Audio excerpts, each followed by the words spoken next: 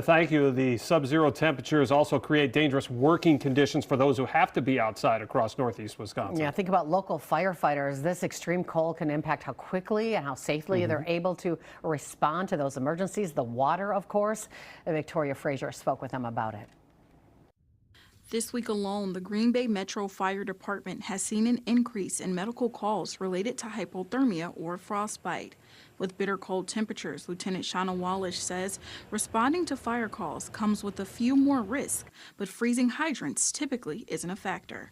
With fire hydrants, that's not really a concern with them freezing because the water is actually below the frost line until we turn them on. But moving, hose lines and stuff and trying to get traction on the ice sometimes can be a little bit of a challenge. Wisconsin uses dry barrel hydrants across the state to keep them from freezing, but some other factors still remain. Especially with fighting fires, it can be hard to navigate just depending on where you're at, where the smoke's going, trying to get good visibility. And in below zero temperatures, fire crews rely on pumps like these to keep water moving. By circulating water through hoses and trucks, crews can prevent freezing and keep operations running safely. One thing that our firefighters do is make sure that that pump on those fire engines is recirculating water. So that way the water is continuously moving to disrupt the ice formation from happening.